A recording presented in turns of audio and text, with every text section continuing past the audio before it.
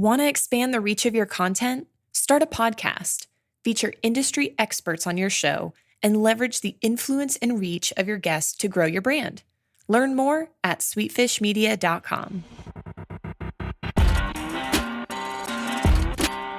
You're listening to B2B Growth, a daily podcast for B2B leaders.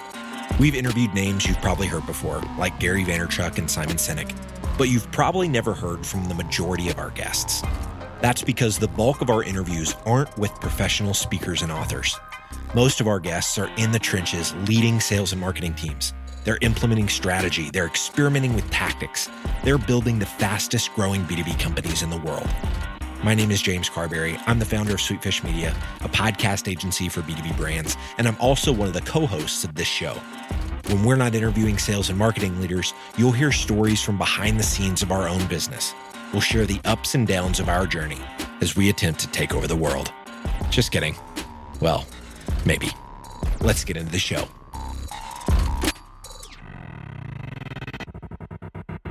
Welcome back to the B2B Growth Show. I'm your host for today's episode, Sean Blackburn with Sweetfish Media. Today, I'm joined by Guido Bartolacci. He is the head of demand generation and growth strategy at New Breed. Guido, how are you doing today? I'm doing really well, Sean. Thanks for inviting me on the show. Absolutely. Glad to have you. And, today I'm excited about our topic. We're going to be talking something pretty specific, why you should stop measuring your marketing team on leads and instead switch to revenue. But before we jump into that, please tell our listeners a little bit about you and your background and what you guys do over at New Breed. Yeah, definitely. So first off, hello, everyone. As Sean said, my name is Guido, and I'm the head of demand generation at New Breed. For those of you who haven't heard of us, New Breed is a customer acquisition agency focused on helping B2B companies grow and expand their business. We focus mostly on companies in the expansion stage in the SaaS space. So anyone who's looking at Series B funding and ready to really amp up their marketing and sales process. My role at New Breed is to oversee our own internal marketing efforts and to make sure that we're driving results for ourselves and growing our own business. But then I also help translate any of those proven strategies and tactics over to our services team to make sure that we can deliver the same results for our clients. So that way, when we come to a client with a new idea or a new strategy to present, we can tell them definitively, like, this is the type of results that you can expect to see from it. I love that. And, today we're going to be talking about a topic that you guys went through that exact process with your role. You applied it to your team first, and then you have a lot of expertise with it with your customers now. We're talking about, how to change the attribution model that you guys are measuring your team off of. What was kind of the process of you coming into this position here at New Breed and seeing the need for, potentially doing a switch like this?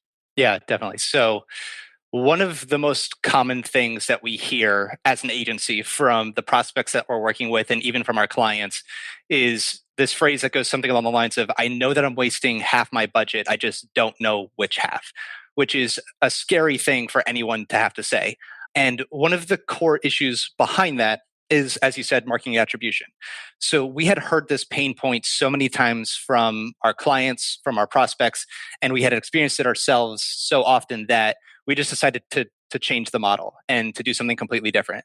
So we decided to stop measuring every person on our marketing team by the amount of leads that they generated, which is the most common way that marketers are measuring their success today. And we decided to switch that over to measuring their contribution to revenue. So at New Breed, each individual marketer, not just the marketing team, but each individual marketer on the team is measured by their own individual contribution to revenue. It took us a long time to figure out the best way to do this, but we knew that doing this was going to not only help solve this issue for ourselves, but we'd be able to bring that solution over to our clients as well. And on top of just having this solution, we also knew that there's going to be a lot of other added benefits, because at the end of the day, leads just really isn't good enough. Unless that lead turns into a customer, you could create as many leads as you want to, but that's not really going to matter. So this gave us a way to really focus beyond just that top of funnel effort of lead generation and bring it all the way through to a new customer. And what was the thinking behind tying it to revenue? It's obvious, I think, on the surface, but what was it that made you guys choose revenue as the metric that you were going to start measuring for your team? Yeah, so once we figured out that we were going to make this switch, we didn't just want to go part of the way. Like, we didn't want to go to the amount of pipeline that had been created or the amount of opportunities that had been created. If we're going to go that far, we might as well just go all the way and finish at the amount of revenue that the team was contributing to the company. And the great thing was that we knew that the information existed. We happened to use HubSpot and Salesforce as our marketing attribution and CRM platforms. And they capture a lot of the information that we needed in order to measure this. We just weren't collecting it and attributing it to the activities that we were doing further up the funnel. So once we decided to make this switch, we just had to go about building the engine to facilitate the process that we wanted to put in place. And it took a little bit of time, like I said, but once we got there, it's completely changed the way that we operate as a business today. It's awesome. And so, yeah, walk us through a little bit of what that process looked like. You decide that you want to make this switch into measuring revenue instead of leads. Well, how did that happen practically for you guys? Sure. So the way I think about marketing, there's 3 phases to it. There's planning, thinking about the strategies and tactics that we want to implement in order to have a successful marketing engine. Then there's the actual production aspect of, now we've decided to, write this blog post, create this case study, produce this premium content offer. Now we actually have to go ahead and make it. And then the last piece is promotion. And that's, now that we have this asset that we've created, let's get it out in front of people. So that's paid search, social media, publishing blog posts, and anything in between. Sure. So what we decided to do was to measure those things kind of independent of each other in a way. So we measured the contribution that an individual asset would have to revenue. So if somebody came to our website, converted on a landing page, and then ended up becoming a customer, that would be one piece of the puzzle in our marketing attribution. And whoever ended up contributing to the production of that asset would get credit for the revenue that it drove for the company. And we would also take a look at who ended up promoting that asset. So if that premium content offer or that landing page was promoted from somebody else who had run a paid search campaign to drive somebody towards it, that individual would also get credit for it. And we would kind of split it up in between them appropriately. So we created a split calculator and a whole model behind which to basically measure this and to attribute all of the revenue accordingly. But those are the 2 main ways that we take a look at how each person is helping to drive revenue for us. Awesome. And how do you guys keep everything organized when it comes to the content team, or even, like you said, that is even going into website copy? How do you guys practically keep track of all of this in-house as far as who's responsible for creating, which piece of content that did end up converting? Yeah, it's not easy. And I'm sure that most of the listeners today probably would be a little bit nervous to try to figure out the best way to do this. And it took a lot of time. We had to build a system in order to do this. So what we've ended up doing is finding a way to attach through a piece of code the person responsible for creating an asset to basically the piece of content within HubSpot. And then we pass that information over through to Salesforce so that we see when an opportunity is created with that lead or with that contact, that person is also tied to that opportunity that's created. So whenever an opportunity comes up in Salesforce, there's a touch point that's associated with that. The other piece of technology that we've decided to use to help facilitate this entire process is Visible. They basically built a marketing attribution machine and a piece of software that tracks every single touch point that occurs along the buyer's journey, which is insanely powerful. So absolutely, one of the biggest issues that a lot of attribution models have is that they only capture the lead creation touch, so that first interaction that somebody has or the last interaction that somebody has, and they miss everything in between. So when we first started building this model, that was one of the major issues that we fell into, was we were only capturing either end of the spectrum and none of the middle touch points. And one of our email marketers at New Breed was doing a lot of great stuff to help move people through the funnel, but it was just getting lost in the mix. So we added Visible as another piece to help track that. And that same system that I referenced earlier about assigning credit to the owner of that asset via HubSpot got added into Visible. So now we're able to basically see automatically who is the owner of that asset, who created it, and how much did they end up moving that person from point A to point B in the buyer's journey. And that's awesome stuff. And I know that a lot of brands struggle with implementing, last click or first click attribution. And like you said, struggle with the in-between part. You mentioned email marketing as one of those things that was kind of falling through the cracks there as an engine that was moving things through the funnel. Any other common things that you think that you've seen from yourself or maybe clients that are getting lost when people are using those attribution models? Email is definitely one of the biggest ones. I mean, that's going to be one of the main ways that people are starting to progress from that initial interest that they have when they come in contact with your brand for the first time to, having an opportunity created with them or even closing as a customer. Right. But there's new pieces of technology that are being introduced into the process that are also going to be difficult to track.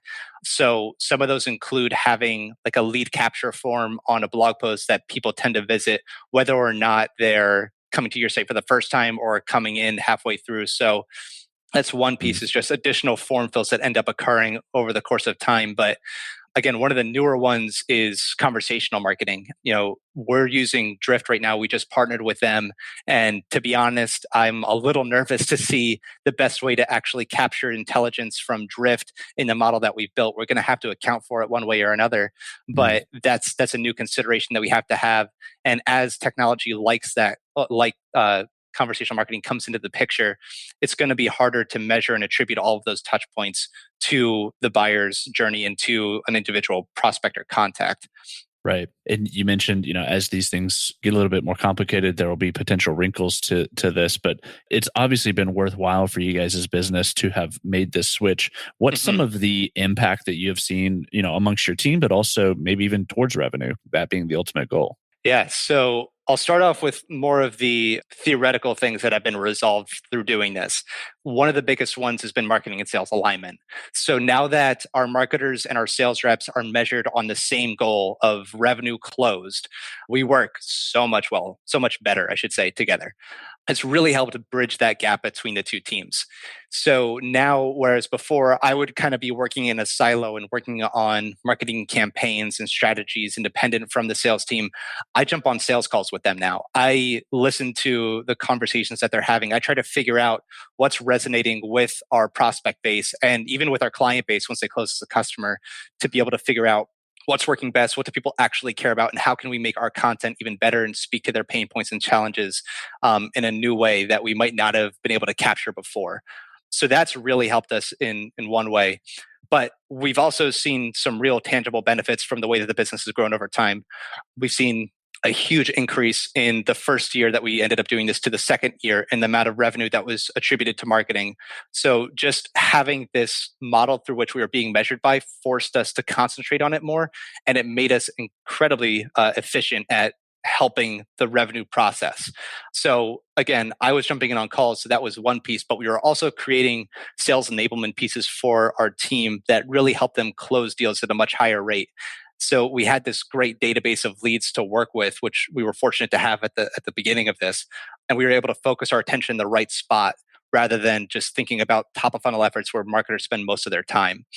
I will also note, though, that just as a caution to anyone who's considering going down this path, that having a revenue number over your head as a marketer can distract you from some of those things that are important to do that aren't as close to the bottom of the funnel. When I say that, I'm talking about social media, I'm talking about your brand or anything that doesn't connect as quickly to a closed won deal. But those things are just as important. And if you lose sight of that, switching to this model, it's going to hurt your business. And you might not see that impact right away, but I would never lose sight of the fact that those actions of just making sure that your brand has some credibility behind it is always going to be important. Absolutely. Yeah. What's some of those ways that you keep yourself focused on that, with the revenue goal being over your head, like you mentioned? How is it that you kind of personally keep yourself focused on that? It's not always easy, but the way that I've gone about it is by creating KPIs and LPIs for myself and for the team. So since I'm managing the team, everyone again is measured on revenue, but they also have a key performance indicator that they're driving towards, whether that is for our email marketer in getting registrants for a webinar in a given month, or Right. for our social media manager, and making sure that we're getting enough visits and leads to that channel as we possibly can. So that way we're ensuring that we still have that quality assurance further up the funnel, and we're not losing sight of that. And we also take a look at LPIs on a monthly basis. So those leading performance indicators of, are people actually sharing our content? Are we getting new links to our website? Some of the things that most marketers are taking a look at on a regular basis, we're still continuing to do that. And we're still measuring our success on that, but not necessarily how a team member is contributing to the organization based on that one metric or that one number. Right. Yeah, that makes sense. And one other question that I had as you were talking about, the process that you guys went through, was there a change in the type of content? You mentioned more down the funnel. Was there a change in seeing what sort of content was actually converting to revenue in a way that you hadn't thought of before? Yeah. So I mentioned earlier that we weren't capturing some of those middle touch points from email marketing. And one of the biggest drivers for our business that we've found since switching to this model has been doing webinars, which is one of the reasons why I just mentioned it. It's one of the first things that comes to mind as far as a successful tactic for us. So prior to moving to this model, we had been doing webinars maybe once a quarter, and we weren't investing a ton of time or energy into making them as successful as we possibly could be. We were just kind of testing out this medium. But since switching to this model, we've seen that the majority, honestly, of the people who end up closing for us have attended a webinar at one point before becoming a customer. So now we've been doing these on a monthly basis. And the majority of our clients come from a webinar, or at least have attended one before becoming a customer. And this year we've decided to amp that strategy up even further. And we started to partner with a bunch of companies that like HubSpot, like Drift, to do webinars with them and to add even more value to that piece of content that we're creating. I love it. And speaking of new types of content and adding value, I know you guys have a new show, a podcast that you're producing, which is new for you guys. Tell us a little bit about the show and what you guys are going to be doing on there.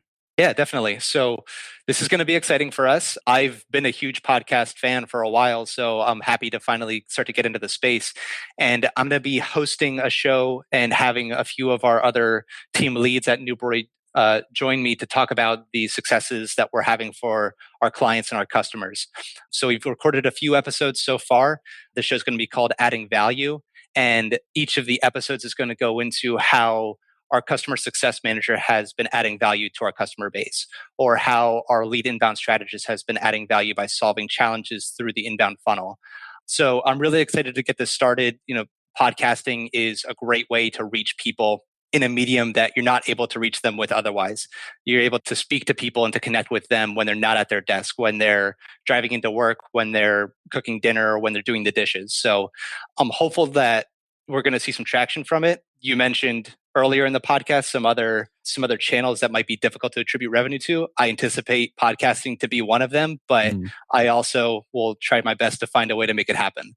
Well, Guido, this has been a great conversation. I love your perspective on why you should stop measuring your marketing team based on leads and switch to revenue. If anybody has any follow-up questions and would like to connect with you, what's the best way for them to find you?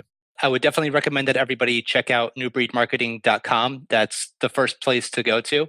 But if you want to connect with me directly, go to my LinkedIn page. It's Guido Bartolacci. I'm sure that everyone will have no problem spelling that, but it's GuidoBartolacci. But if it's easier, just go to newbreedmarketing.com or search for Newbreed on LinkedIn and you can find me there. Awesome. Well, Guido, thanks again for being on the show. We really appreciate it. Thanks. We totally get it.